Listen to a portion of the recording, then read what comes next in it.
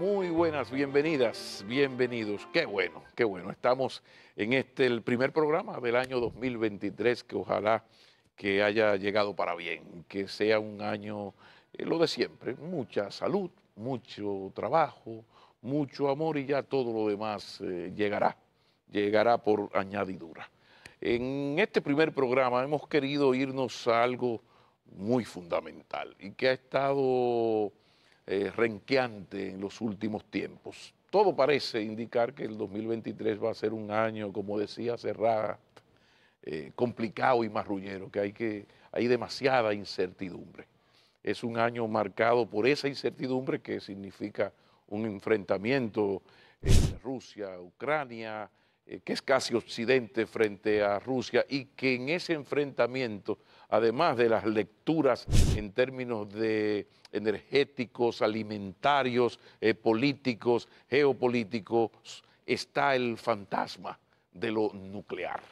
Entonces es un año marrullero, un año de mucha preocupación. En esta oportunidad, en este primer programa, hemos querido, insisto, centrarnos en lo económico. ¿Cómo está la economía dominicana? ¿Cómo recibe la economía dominicana al año 2023? ¿Qué tan fuerte estamos para resistir lo que puede venir?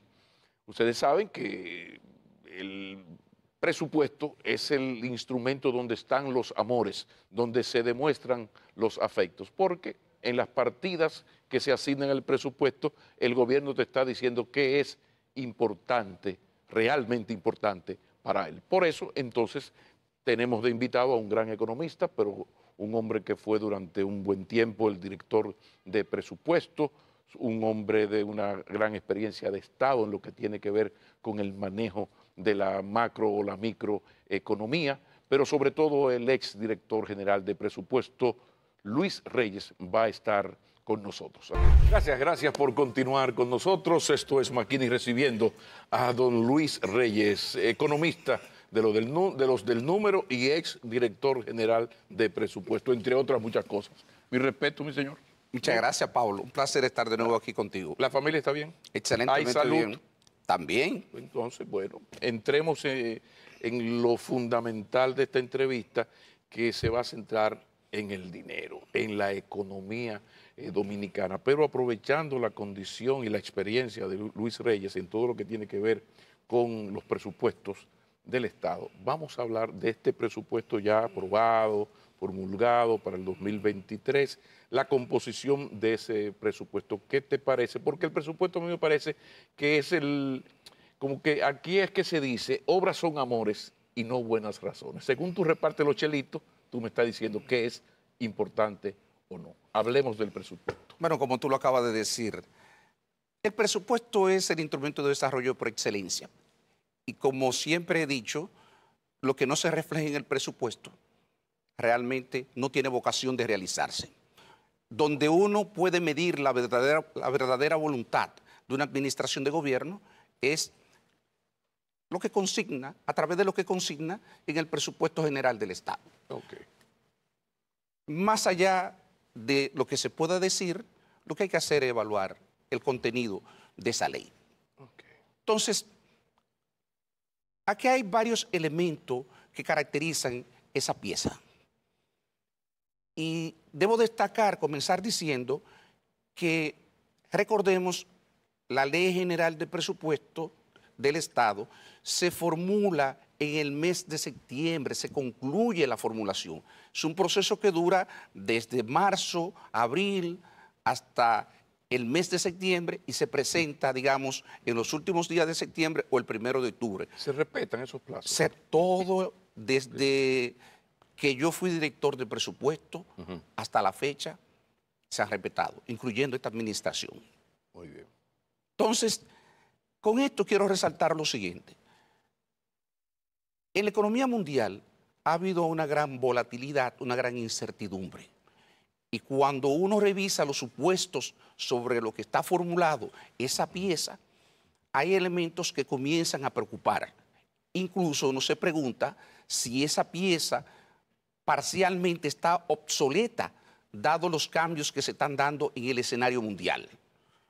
Por ejemplo, cuando uno ve el marco macroeconómico a partir del cual se hace la estimación de los ingresos, uno dice, bueno, ahí se asume que la economía en términos nominal va a crecer 11%, 4.8% en términos real y el deflactor del PIB 6%. Cuando uno hace la combinación de ambas cosas, que es lo que da el PIB nominal, eso a ellos le da un 11% y hacen una estimación de los ingresos a partir de esa base. Entonces, uno dice 4.8 en un escenario donde realmente la economía venía creciendo fundamentalmente a partir de 3 sectores: turismo, zonas francas y las remesas de los dominicanos en el exterior, que sostenía el consumo de la familia de bajos ingresos.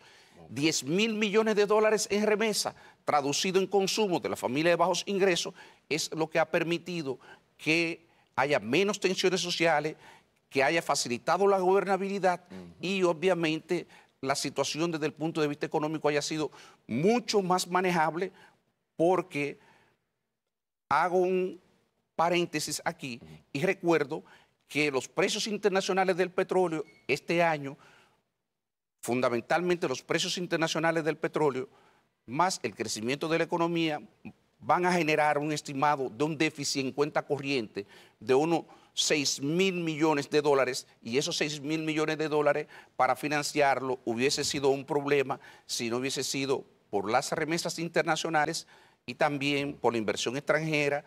Y un elemento que hay que destacar es que desde el año pasado y a principios de año aquí hubo mucho flujo de capital golondrino que entró al país, y eso es un hecho que se ha destacado poco, porque los datos del Banco Central están retrasados respecto a la publicación de los resultados de la balanza de pagos. De hecho, nada más están publicados hasta el mes de junio.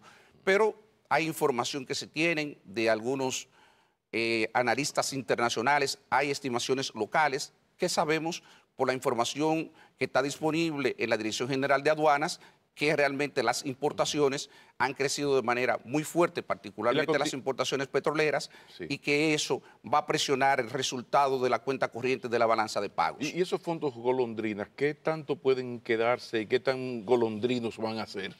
El banco ha sido, incluso toda una discusión técnica que está pendiente. La han introducido algunos amigos diciendo que la tasa de interés del Banco Central está muy elevada.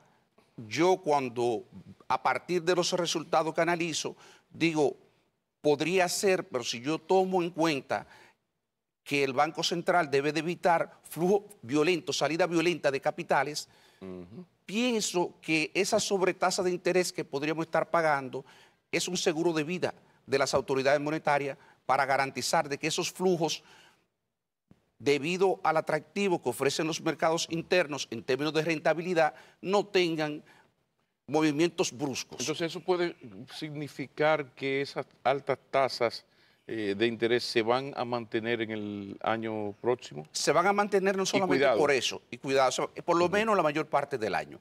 Yo esperaría que a fines del próximo año la tasa, por lo menos seguro, en el último trimestre del año, yo me atrevería a apostar de que las tasas van a comenzar a flexibilizarse, porque ya nosotros vemos que la inflación tiende a ceder, no solamente aquí en Estados Unidos. Antes de ayer se publicó el resultado de la tasa de inflación en los Estados Unidos y también fue favorable, digamos, un ligero, mírame, un ligero descenso, sí, pero ya tenemos 2 meses donde la tasa tiende a bajar.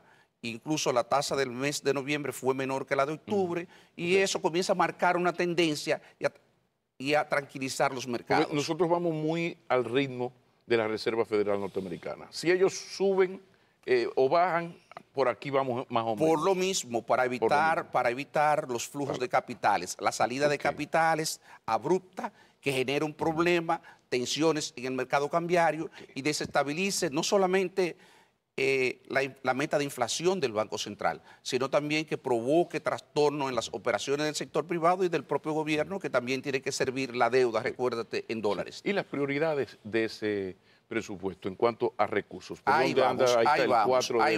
Está hablando de las vulnerabilidades, sí, incluso alguna otra que te puedo mencionar es una tasa de cambio que también es yo diría, muy conservadora, asume que va a haber una depreciación de 3 y tanto por ciento, entre 3 y 4% el próximo año en la tasa cambiaria, y eso pensando que vamos a tener una inflación de por lo menos 5%, uno dice, es raro que vamos a mantener una apreciación en términos reales, es decir, la depreciación va a ser menor que la inflación esperada, porque eso resta competitividad, okay, sobre todo si tenemos una economía que está dependiendo en su crecimiento fundamentalmente del turismo de las zonas francas, y esos dos sectores pueden ser afectados por la situación de, si no de una recesión, de una desaceleración de la economía de los Estados Unidos, y ni hablar de Europa, donde claramente lo que se prevé es que no haya crecimiento el próximo año.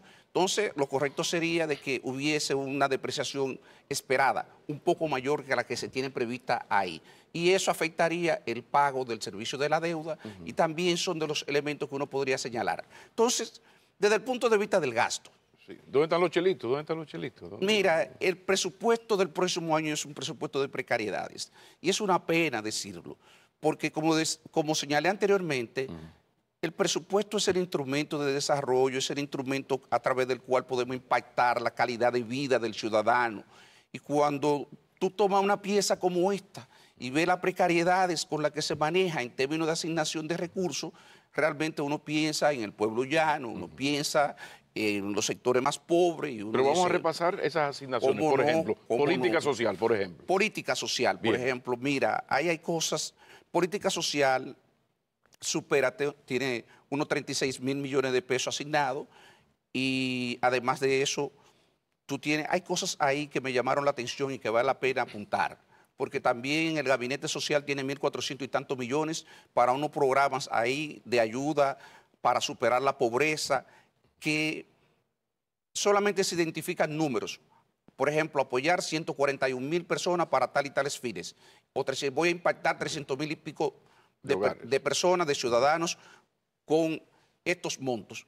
Ese es el tipo de política que hay que evitar, porque esas políticas no queda claro realmente cuál es el impacto que van a tener en términos de calidad de vida. Quiero decirte que hay, así como critico eso, hay otras políticas que, sin que uno pueda decir que son un modelo en términos de diseño de política, pero por lo menos cumplen con lo mínimo, establecen metas claras, dicen se van a destinar tanto y los objetivos que se tienen, las metas que se tienen son estas. Pero entonces, en cuanto a montos, van bien. Una de las cosas que llama la atención es el crecimiento de la nómina. La nómina pública aumenta 15%. Y cuando tú lo ves con respecto al año 2021, ha aumentado 26%. Estamos hablando de montos extraordinarios en el aumento de la nómina. Y uno se pregunta, pero esta administración de gobierno que criticó tanto la administración pasada por el tema del aumento de la deuda pública, ¿cómo es posible que esto se le haya ido de la mano? Un aumento de 26% en lo consignado en el presupuesto del año 2023, en la ley de presupuestos del año 2023 respecto al año 2020. Entonces tú dices, claro, tiene una explicación. Cuando tú ves el aumento de la nómina solamente junio contra junio del año pasado había aumentado en 30.000 personas. Entonces uno se pregunta, ¿realmente, finalmente los compañeritos encontraron espacio? Era un discurso, una narrativa solamente para hacerle daño a la pasada administración. Había convicción, había sinceridad en el propósito de adecentar la nómina pública. Sigamos hablando de eso después de la pausa, porque hay que tocar el tema de la informalidad del empleo existente. A veces se habla de la recuperación del empleo y se olvida destacar si es formal o informal. Después de la pausa, ya regresamos. Luis Reyes, nos quedamos en el tema del empleo o el desempleo, porque me interesa mucho por la preocupación que existe en torno a la informalidad, o sea, empleos de mala calidad. Mira, Pablo, permíteme un minuto para concluir la idea anterior relativo a las características de la ley de presupuesto para el año 2023. Adelante. Dos cosas que quería agregar. Estamos hablando de una pieza muy rígida en términos de gasto. Tiene dos partidas. El 4% del Producto Interno Bruto que se asigna a la educación preuniversitaria montan 275.000 millones de pesos y el pago de los intereses de la deuda 225.000 millones. Estamos hablando de 500.000 millones, el 42% del total del gasto. Entonces, con un presupuesto tan rígido así, usted lo que termina distribuyendo es prácticamente miseria. ¿Dónde se ve esa miseria? Se ve sobre todo en la inversión pública. ¿Cuánto se destina a la inversión pública? Solamente el 12.6% del total del gasto. ¿Cuánto es eso? Menos incluso que lo que hay en el presupuesto reformulado. En el presupuesto reformulado hay 164.000 millones para el año pasado, el año 2022, habían 164.000 millones y en la ley de presupuesto general del Estado para el 2023, 156.000 millones. Okay. Eso te da una idea de de la rigidez, la dificultad en términos de recursos para asignar. Y dónde que eso toma mayor dramatismo y uno ve, digamos, de manera más cruda la realidad del presupuesto, en la inequidad en términos distributivos, en términos territorial. De ese monto que hay consignado para el gasto de capital, se concentra en gran medida en la capital, en lo que es el Gran Santo Domingo, que tiene concentrado 30.000 millones, básicamente para tres obras. Tres obras que, atado con la pregunta que tú me haces del empleo, yo creo que ahí falta visión de parte de las autoridades, porque no es posible que yo concentre tantos recursos en tres proyectos de inversión cuya rentabilidad en términos sociales nadie discute, pero que desde el punto de vista de la repercusión en la creación de empleo es cuestionable porque son proyectos altamente intensivos en capital. Me estoy refiriendo a las líneas de metro, las dos líneas de metro y los tres relacionados con el transporte masivo que se tiene previsto continuar el próximo año, continuar su construcción el próximo año en el Gran Santo Domingo. Pero me dijiste que ha habido aumento del empleo en la nómina, en los empleos públicos. En la nómina, por eso, es el contraste de un gobierno que creyó, una administración que llegó al gobierno con una narrativa de austeridad, de calidad de gasto, y entonces luego que uno comienza a observar estas cosas, uno dice, pero calidad de gasto aumentando de manera indiscriminada el gasto corriente de esta manera, aumentando la nómina pública, haciendo lo mismo que le criticaban a la pasada administración. ¿Qué otra alternativa tenía el gobierno con esos 1.000 y tantos? Es que esos 156.000 millones de pesos. Mira, para que tenga una idea. Okay. Cuando tuve la distribución por provincia del gasto de inversión, Santiago es la segunda provincia que tiene mayor asignación de recursos y tiene 2.800 millones de pesos. Cuando tú lo ves por regiones, hay regiones que la asignación, o sea, el conjunto de las provincias que conforman la región, como es en el nordeste, como es en la región del Iguamo, San Pedro de Macorís, Atomayor y El Ceibo, y Monteplata, sí, tienen menos gasto de inversión en el 2023 que en el año 2022. Y no son las únicas regiones. Entonces, tú tienes un problema de inequidad en términos de asignación de recursos para el territorio.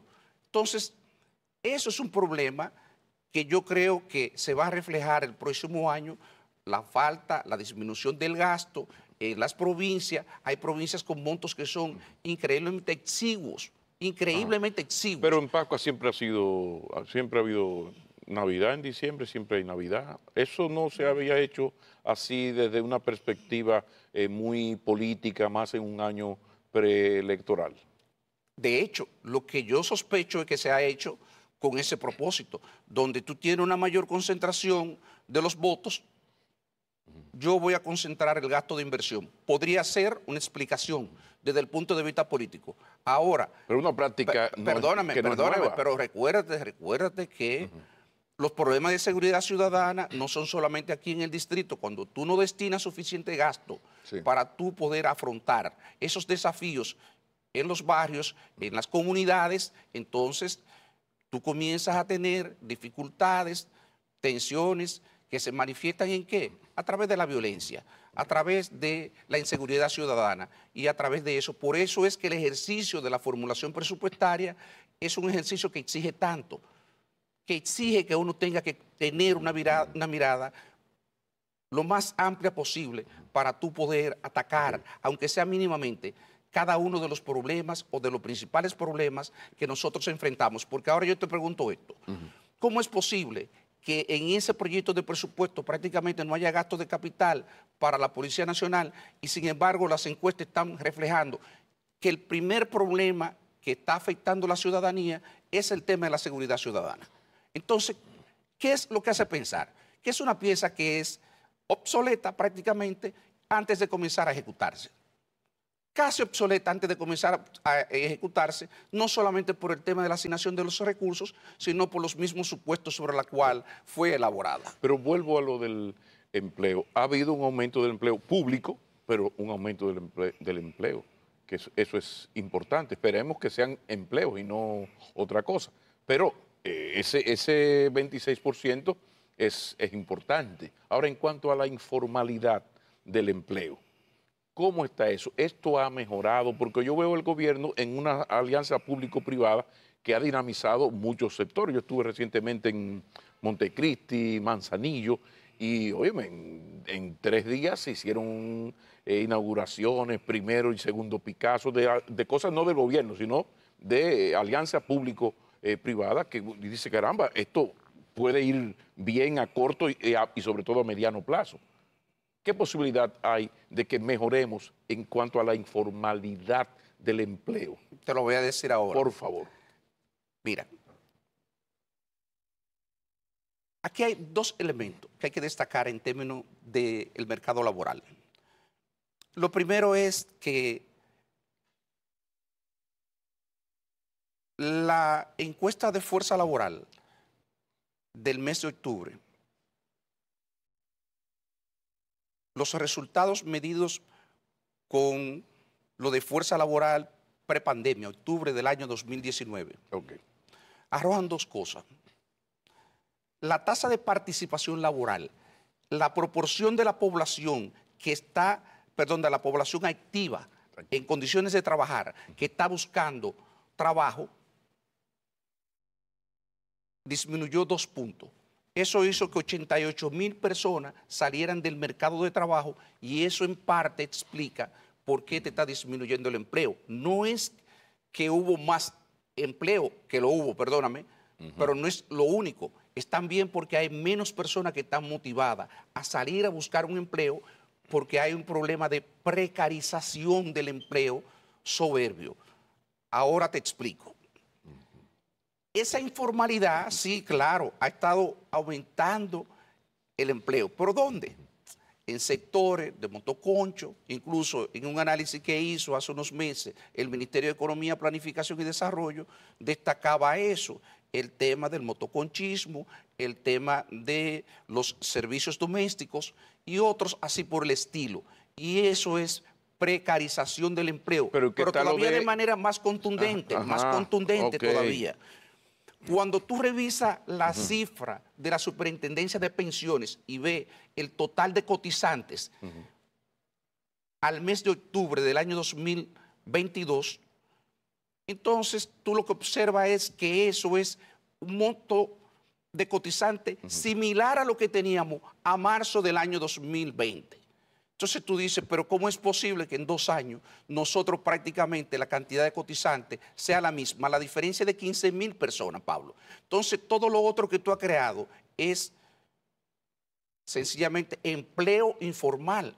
Y ese empleo informal tiene todas unas consecuencias en términos económicos y sociales. Lo que quiere decir que entonces esa alianza público-privada todavía no está dando el resultado esperado.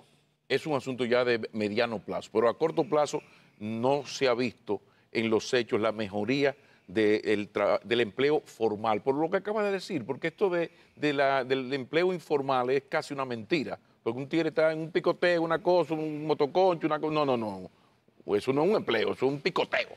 Entonces, a veces los economistas, ustedes no son fáciles y tienen unos eufemismos para llantar a uno. Y los políticos son peores.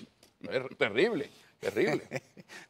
Lo más probable es que si viene un funcionario del gobierno diga exactamente, dice, no, empleo, óyeme, entonces, empleos de calidad. Mira, incluso había una discusión en un momento donde yo recuerdo que alguien argumentaba que los ingresos del sector informal eran mayores que los del sector formal. Pero recordemos que la persona normalmente que trabaja en el sector informal no cotiza la seguridad social, su futuro es muy incierto a largo plazo. Es un no recibe la seguridad, entonces, entonces lo digo aquí para aclararle al público televidente por qué uno se preocupa cuando ve situaciones como esta, ve aumento del empleo informal y obviamente, aunque en la ley de presupuesto hace referencia en más de una oportunidad a la necesidad de crear empleos de calidad, porque incluso también contribuyen a una mayor inclusión en términos social, precisamente porque se benefician de una serie de bienes, de servicios que ofrece el Estado. Entonces, aunque lo toca, no hay, digamos, una política categórica tendente a cambiar la tendencia que lleva a eso. Está avanzando la entrevista, casi vamos al último segmento y no nos hemos detenido en algo fundamental y preocupante. Taratatán, el tema de la inflación en un mundo lleno de incertidumbre, incluida ya la incertidumbre nuclear. Hablemos de la inflación para este nuevo año 2023. Ya regresamos. Y tú hablas de gasto de calidad, que era precisamente, recuerda, sobre esa narrativa es que no saben gastar. Nosotros vamos a mejorar la calidad del gasto. Ajá, y se han tomado la mitad de ese endeudamiento y no pueden explicarlo a la población.